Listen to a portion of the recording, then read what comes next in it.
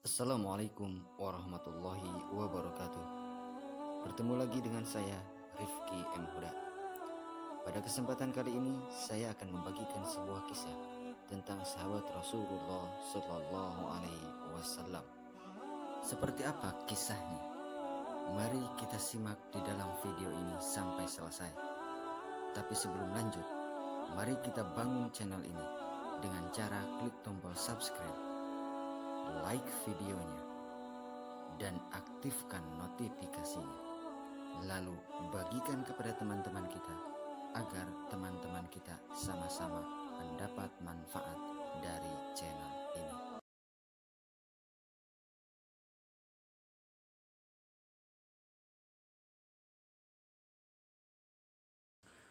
Utbah bin Ghazwan adalah salah satu sahabat Nabi Shallallahu Alaihi Wasallam dari kalangan Muhajirin dan termasuk dalam kelompok awal yang memeluk Islam, As-Sabiqunal Awwalun.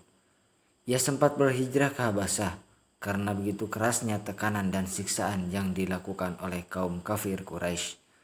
Walau suasana tenang dan terlindungi untuk beribadah di sana, tetapi ia memilih untuk kembali ke Mekah karena kerinduannya kepada Nabi Muhammad SAW. Tidak masalah kalau hari-harinya dalam kesulitan, siksaan, dan teror, asal tetap setiap saat ia bisa bertemu dan bergaul dengan Nabi Muhammad SAW. Seperti kebanyakan sahabat Nabi SAW, dalam kelompok As-Sabiqunal Awwalun, Utbah tidak ingin tertinggal dalam perjuangan menegakkan panji-panji Islam bersama Nabi Muhammad SAW. Pola hidupnya tak jauh beda dengan beliau. Tekun beribadah, menjauhi kemewahan hidup duniawi, dan tidak mencari jabatan. Dalam kebanyakan pertempuran yang diterjuninya, ia hanya seorang prajurit biasa yang mempunyai keahlian dalam memanah dan melemparkan tombaknya. Orang seperti Utbah itulah yang dicari oleh Khalifah Umar untuk mendukung pemerintahannya. Tidak ayal lagi Umar memilih Utbah bin Ghazwan untuk memimpin pasukan untuk menaklukkan kota Ubullah, sebuah daerah di perbatasan yang sering dijadikan batu loncatan tentara Persia untuk menyerang wilayah Islam. Pada mulanya, Utbah menolak keras menjadi pemimpin dan lebih memilih menjadi prajurit biasa dalam pasukan itu. Tetapi keputusan Umar memang tidak bisa ditawar lagi, sehingga ia berangkat dalam pasukan itu sebagai komandan untuk pertama kalinya. Ternyata tidak terlalu sulit bagi Utbah untuk menaklukkan Ubullah karena penduduknya sendiri lebih banyak mendukung kedatangan pasukan Muslim, sehingga lebih mudah mengalahkan dan mengusir pasukan Persia dari wilayah tersebut. Memang pasukan Persia selama itu lebih banyak menyengsarakan penduduk Ubullah daripada melindunginya.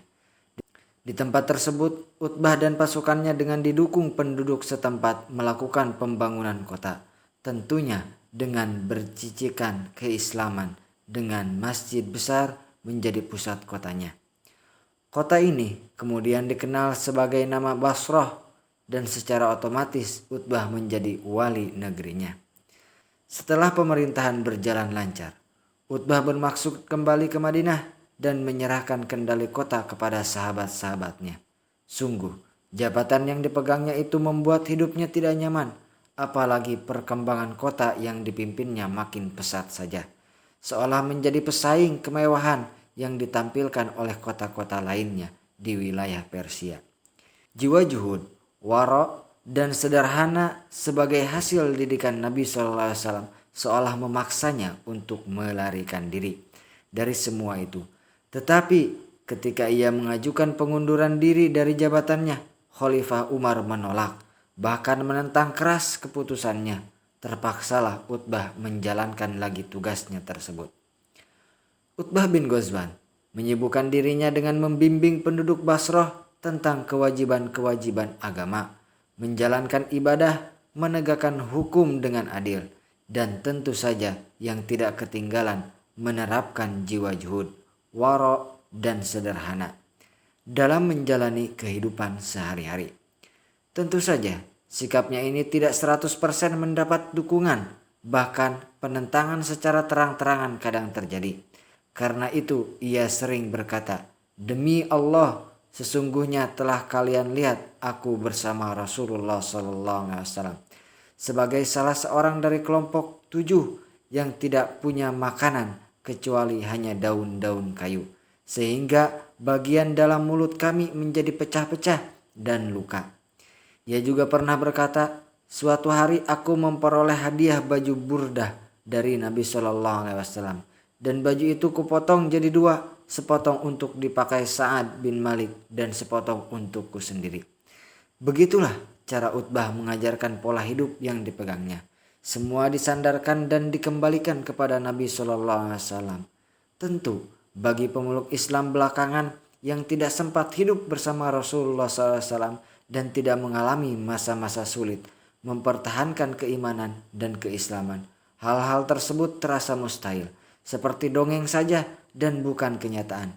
Bagaimanapun juga, suasana dan pengaruh magnetis yang dipancarkan dari sosok Nabi SAW bisa memotivasi seseorang berbuat sesuatu yang di luar nalar, seolah di bawah kendali kekuatan gaib yang bernama keimanan. Orang-orang tersebut terus mendorongnya untuk merubah pola hidupnya dan seakan ingin menyadarkan kedudukannya sebagai seorang penguasa muslim. Keteguhan sikapnya dalam juhud dan kesederhanaannya seolah-olah mencoreng nama baik Islam di antara penguasa lainnya, seperti Persia dan Romawi. Tetapi dengan tegas Utbah berkata, Aku berlindung kepada Allah dari sanjungan orang-orang terhadap diriku karena kemewahan duniawi yang sesungguhnya nilainya sangat kecil di sisi Allah. Ketika tampak sekali ekspresi wajah-wajah tidak sepakat dengan pendiriannya tersebut, ia berkata lagi, "Besok atau lusa kalian akan menjumpai dan melihat Amir yang kalian inginkan itu menggantikan diriku." Pada suatu musim haji, ia menyerahkan pimpinan pemerintahan Basrah kepada sahabatnya dan ia pergi ke Makkah untuk melaksanakan ibadah haji. Usai ibadah haji, ia pergi ke Madinah dan menghadap kepada Khalifah Umar dan mengajukan pengunduran dirinya dari jabatan wali negeri Basrah. Tetapi seperti bisa diduga, Umar menolak dengan tegas keinginan tersebut dengan ucapannya yang sangat terkenal, "Apakah kalian membaiat aku dan menaruh amanat khalifah di pundakku? Kemudian kalian meninggalkanku dan membiarkan aku memikulnya seorang diri? Tidak, demi Allah tidak kuizinkan kalian melakukan itu." Kalaulah seorang amir atau wali negeri itu suka bermewah-mewahan dengan harta dunia, tidak perlu diminta, Umar akan segera memecatnya, seperti yang terjadi pada Muawiyah ketika menjabat sebagai amir di Syam. Terpaksalah Utbah harus meninggalkan Madinah, kota Nabi SAW yang selalu menjadi kerinduannya, dan kembali ke Basrah yang justru sangat ingin dihindarinya karena harus memegang jabatan wali negeri di sana. Tampak keresahan dan kecemasan meliputi wajahnya. Sebelum menaiki tunggangannya, ia menghadap kiblat dan berdoa, "Ya Allah, janganlah engkau kembalikan ke Basrah. Janganlah engkau kembalikan kepada jabatan pemerintahan selama-lamanya."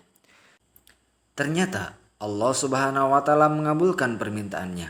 Walaupun ia tidak mengingkari perintah Khalifah Umar untuk kembali ke Basrah, tetapi dalam perjalanan kembali tersebut Allah berkenan memanggilnya untuk kembali ke hadapan Allah Subhanahu wa taala, menghindarkan dirinya dari kegalauan dan keresahan jiwa karena memegang jabatan wali negeri.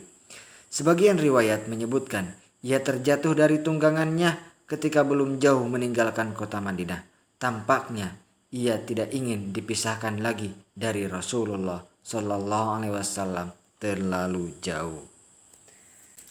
Subhanallah, Sobat M Huda, begitulah kisahnya Utbah bin Ghazwan, yang mana beliau memiliki jabatan tertinggi, jabatan yang mana diinginkan oleh semua orang, harta kekayaan yang banyak, tetapi beliau resah, beliau tidak betah dengan apa yang beliau miliki, dan beliau berdoa kepada Allah untuk segera bertemu dengan Rasulullah Sallallahu Alaihi Wasallam. Sekian dari saya, wabillahi taufiq wal hidayah. Assalamualaikum warahmatullahi wabarakatuh.